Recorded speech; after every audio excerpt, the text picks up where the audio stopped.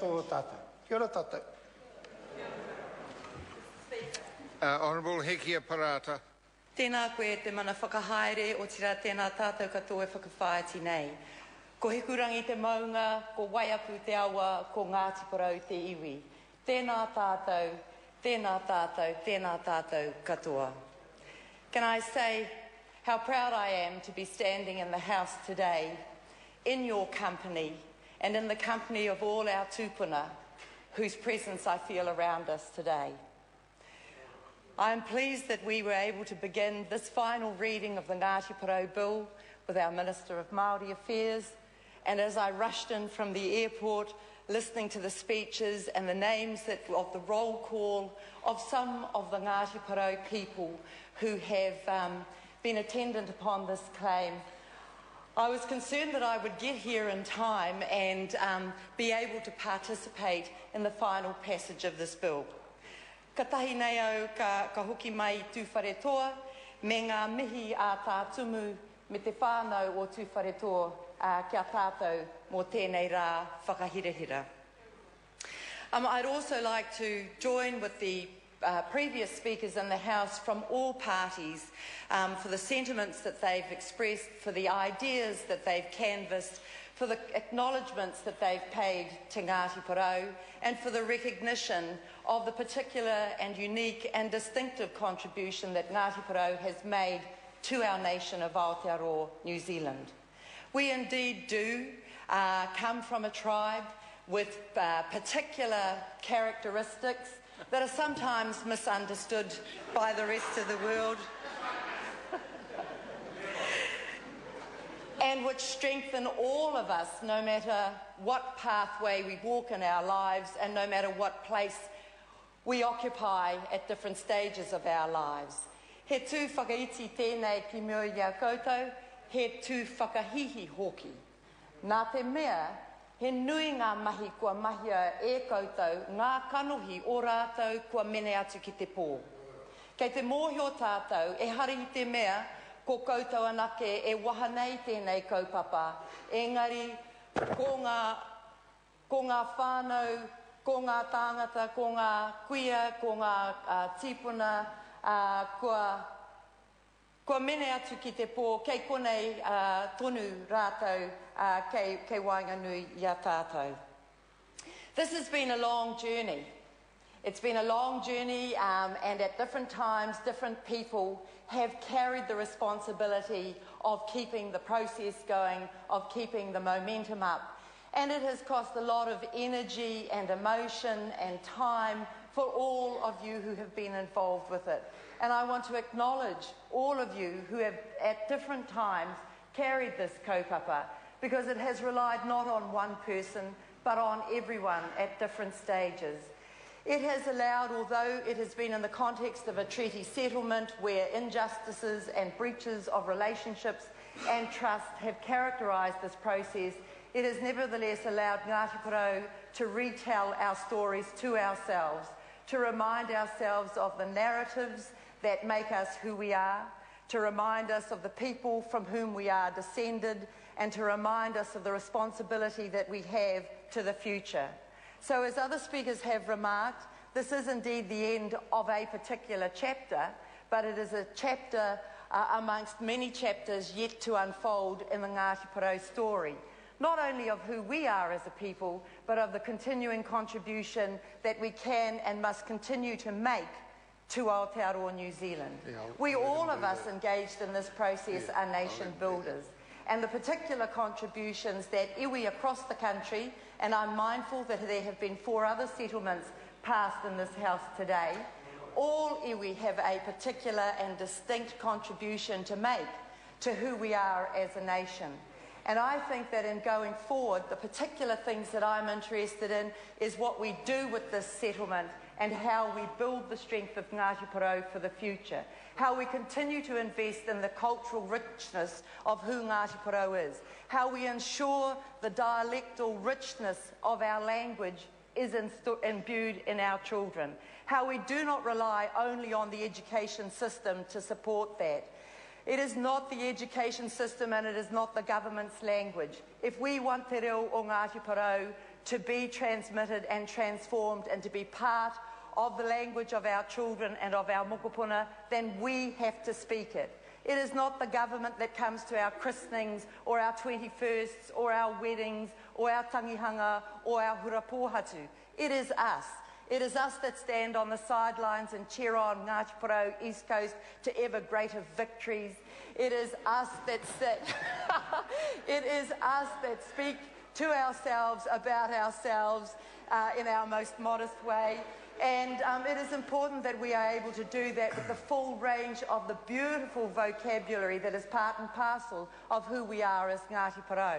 So I would hope that we are going to invest our settlement in the growth of that cultural capital as well, because it is through using our language that we carry the full beauty and breadth and depth of the stories of who we are.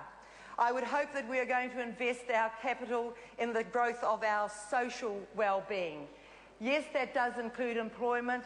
I believe, as I have said, that we don't actually have an unemployment problem, we have a skills deficit problem.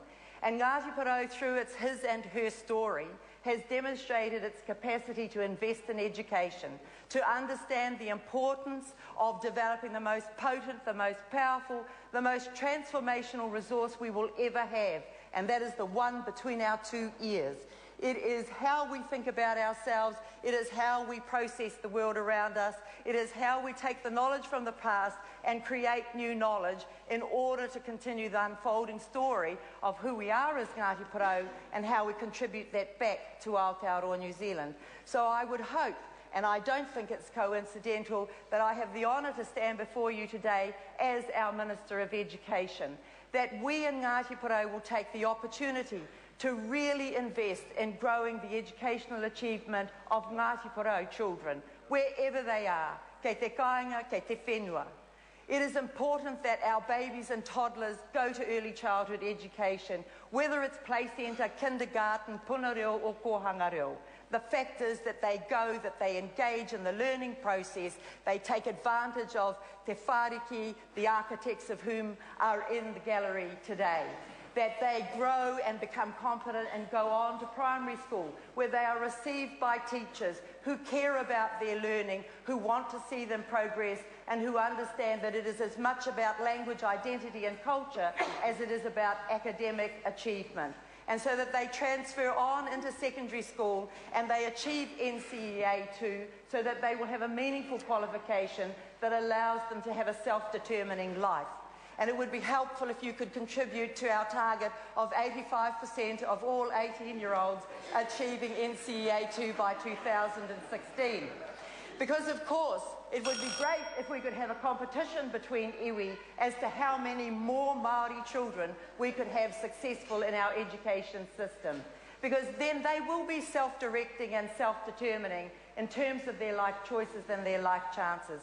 I would hope that with our settlement, as others have said, we not only invest in the physical assets that are the basis of our rohe, and how we grow that with the science and innovation that others have mentioned here, how we take advantage of the technological opportunities that ultra-fast broadband and the internet gives us, that we do all of that with the intelligence and the strategic outlook that others in this house have mentioned tonight.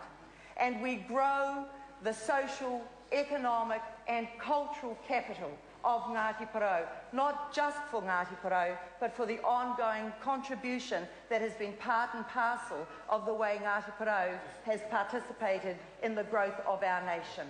As others have said, when I come to the house every day and I pass that bust of Sir Apirana Ngata, I feel motivated and inspired, and I never feel alone, ever, in this place, because the weight of expectation of all of you in the gallery and all who you represent and reflect from home and from other parts of the country inspires all of us here. My brother Parekura, who's obviously focused on what I'm saying, all of us here in the house, all of us motivated and committed to making a difference, whether here on this marae or on our marae in Ngati Porou. All of us are responsible for raising the quality of citizenship, for not only paying the price of citizenship of which Sir Api Ramangata spoke, but for also receiving the gifts of citizenship that are the reciprocal obligation between the Crown and iwi in the honouring of Te Tiriti o Waitangi and the compact between ourselves. So I am proud and humbled to be a participant in this chapter of the development of Ngati Porou and of our country. And in so doing, I would like to acknowledge the ministers that have made it possible. My colleague, the Honourable Christopher Finlayson, previous ministers of treaty settlements, Dr. Michael Cullen, those ministers back before them, some of whom have been mentioned in the House today, and indeed everyone who has had a hand in this, officials and negotiators, all of you who have been responsible for bringing to fruition this settlement today. I acknowledge, I thank you, and I wish you well in turning this chapter into yet a greater saga of development by Ngati Porou, for Ngati Porou, and for Aotearoa, New Zealand. Tēnā koutou, tēnā koutou, tēnā koutou katoa. Kia ora. Right. That has concluded the speeches. I'll explain now what happens. I will put the question which the House will vote on.